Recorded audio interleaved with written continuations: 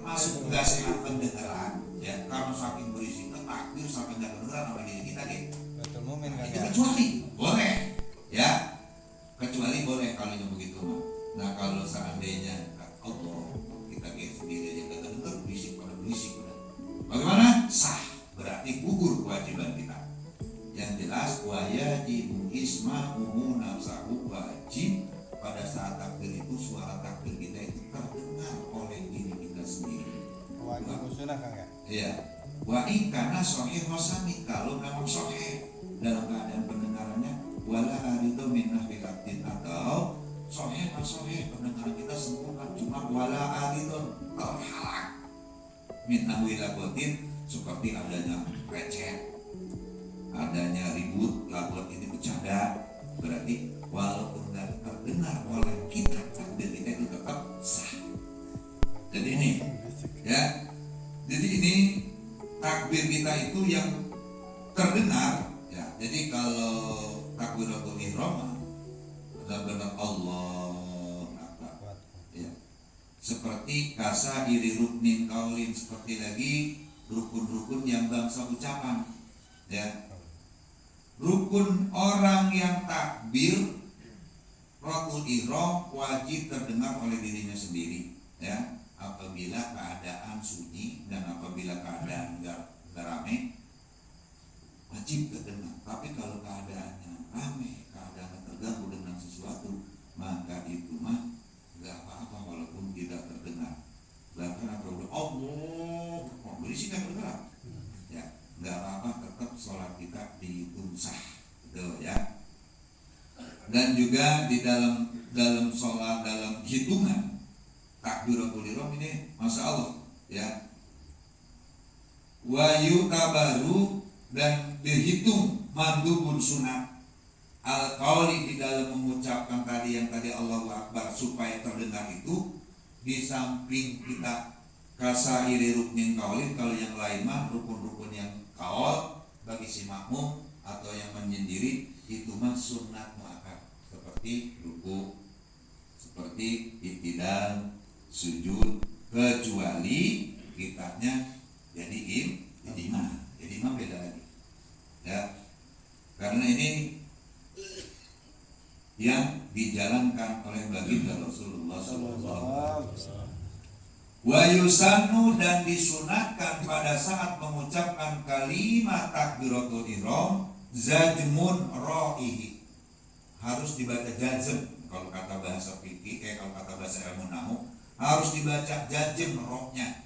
Kalau nggak ngerti bahasa jazm, kalau di Al-Quran mah harus dibaca sukun, karena itu mah alif disukun, harusnya dibaca Allahu Akbar, nggak boleh dibaca Akbaru Akbarin, kudu dibaca jazm, kudu dibaca sukun. Jadi ini takbir yang keluar dari mulut kita, rohnya lafadhu akbar ini harus dibaca sukun ya. Bahkan perdebatan, ada khilaful ulama, ada yang mewajibkan roh yang di lafadz akbar itu sama sekali harus dibaca jazm, baca Allahu Akbar, Allahu Akbar, Allahu Akbari, tetap harus dibaca Allahu Akbar. Ini man aujabahu, juga diwajibkan dibaca jazm, juga diwajibkan dibaca sukun rohnya lafadhu akbar, wajaharo, dan harus dibaca dengan suara yang terdengar, bihi, kepada si rohnya harus dibaca sukun itu al imam, kepada imam, kasairi takbiratil intiqal, seperti pada saat takbir pindah dari rukun ke rukun. Kalau imamah harus terdengar dan wajib baca Allahu Akbar, nanti kudu dibaca Allahu Akbar, Allahu Akbar. Nah ini hukum di dalam takbiratul ihram. Dan pada saat takbiratul ihram warab ukafaihi bikasfin hadwa mangkibai, dan juga disunahkan pada saat takbiratul itu mengangkatkan dua dampal kanan kita serta terbuka dampalnya. berarti nggak keadaan mekal ya. Wahadwa dan harus tepat pergelangan tangan ini nih, mankibaihi tepat dengan pundak. Nih dekat pundak berarti nih ya. Jadi ini bihaisu yuhadi aqrabu asabihi, sekira-kira tepat ujung telunjuk ala udunai wa ibhamu sahmata udunai, jempol kalau bisa mah noel ujung telinga, tangan terbuka. Nih, apa dipraktek? Karena di Al-Quran nggak ada praktek seperti ini. Loh, makanya ngaji kudu di dalam begitu kan nggak kelihatan. Allahu Akbar, ini tangan kudu terbuka, berarti terbuka dengan kendangnya sendiri. Ya kita terbuka, udah terbuka, jangan dibuka begini. Terbuka dengan kendangnya tangan sendiri, alami. Wa ibhamuhu samhatai, dua jempol nih. Jempol orang yang sholat itu samhataihi udunai, tepat dengan ini nih, nempel di sini nih. Berarti tepat sama ini nih, sama pundak. Tepat ya, tempel dengan tepat sama pundak. Nah, ini tangan kita terbuka, ujung jempol kita tepat di kuping, ini di kekawir kuping. Warohatahu mankibaihi lil ittiba, dan dua dampal tangan si musolli tepat dengan pundak tepat. Kalau begini tepat, insya Allah. Jadi takbir itu nggak boleh Allahu Akbar gitu, harus tepat nih, nggak boleh ngadep begini, harus tepat, nggak boleh begini. Takbir Allahu Akbar berarti nggak tepat sama pundak. Atau begini, kata Ustaz katanya jempol tangannya kudu nempel sama kuping, nempel sama nempel. Cuma yang dibahasakan warohatahu mingkibai, dua dapat tangannya ini nggak tepat sama dua pundak, jadi harus lurus. Allah ini ya, litibai Rasulullah Sallallahu Alaihi Wasallam, karena pelajaran ini mengikuti jejak baginda Rasulullah Sallallahu Alaihi Wasallam.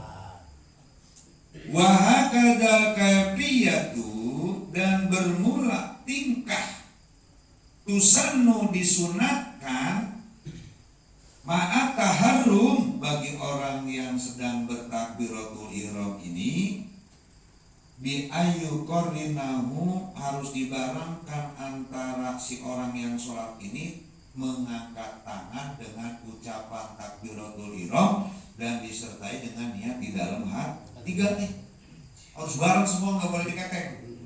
Ini mayuqarrinuhunya ini bareng. Apa berarti mulut kita, tugas kita nih ngangkat tangan, baca Allahu Akbar, di dalam hati kita nih niat. Ini tiga. Ini littiba'il warid, inilah ngikut jejak yang kewarid daripada baginda Rasulullah Sallallahu Alaihi Wasallam ini. Jadi ini tentang masalah takbiratul ihram ya.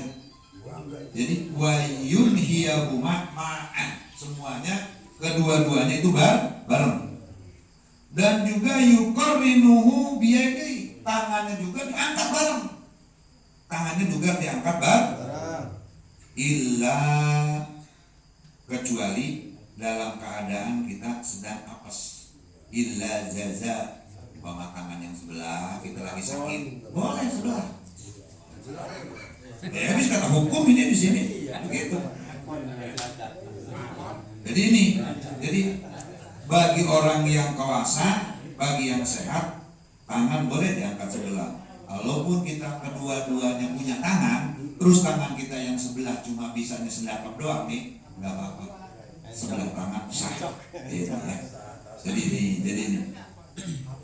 Jadi ini begitu banyak litiba'il warid min turukin, begitu banyak perjalanan yang kewarid oleh baginda Rasulullah Sallallahu Alaihi Wasallam, kasih rotin, begitu banyak takbir.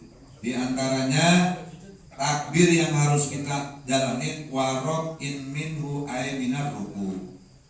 Disunatkan pada saat setelah ruku ya ay minar ruku itu disunatkan kita mengangkat dua tangan. Warok in min tasahudil awal sunat juga pada saat kita bangun dari tasahud awal. Jadi iktidal bangun daripada ruku sunat Allahu Akbar. Bangun daripada ruku sunat Allahu Akbar. Littiba'i fihima, ini kedua-duanya ikut ajaran baginda Rasulullah sallallahu alaihi wasallam. Ini kembali lagi ke masalah takbir.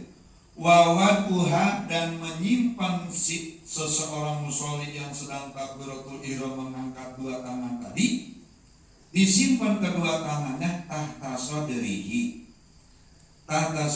di bawah dada, wa fawqa surratihi, di atas pusar. Ditaruhnya di bawah dada, di atas, bukan di atas dada, bukan di bawah dada ini nih, dada ini nih. Berarti nyimpannya di sini. Ya. Di atas pusar, berarti di sini. Jangan di bawah pusar, jangan di atas dada. Ini juga littiba'i Rasulullah sallallahu alaihi wasallam. Jadi ini akhidan biyaminihi ku'an, ya, sambil dipegang biyaminihi tangan, sambil memegang tangan kanannya si musolli itu ku'an kepada pergelangan tangannya si tukang sholat itu diusari kepada tangan yang kiri. Berarti tangan kiri yang dipegang nih, ya. Di sini ahidun biyaminihi ku'an yasari, memegang si tangan ini kepada memegang si tangan kanan kepada pergelangan tangan kiri, pegang ini. Ya, bahkan disunatkan megangnya juga. Yang ini jempol sama cingkir sama jari manis megang. Cukup 3, yang 2-nya di sini. Yang 2-nya ada di atas pergelangan. Ini. Waradduhuma, dan keduanya ini adalah littiba'i Rasulillah sallallahu alaihi wasallam. Jadi ini tetap disimpan ila tahta sadri, di atas dada, ya, yang lebih utama. Ini qala al-mutawali wa tamaduhu yang bagi, bahkan oleh Imam Syekh al-Mutawali diterangkan yang bagi, tidak boleh tidak, berarti harus. Ini betul yang takbir, masalah takbir. Pada saat kita mengangkat dua tangan, pada saat kita mulut kita berucapkan Allahu Akbar, pada saat hati kita mengucapkan senya, yang bagi tidak boleh tidak bagi seorang yang melaksanakan takbir tersebut ayyan duro, harus melihat qobla ro'i wa takbir, sebelum kita ngangkat tangan ini. Pada saat takbir harus dipandangkan, fokuskan pandangan mata kita ila maudhi'i sujudi, pada tempat sujud.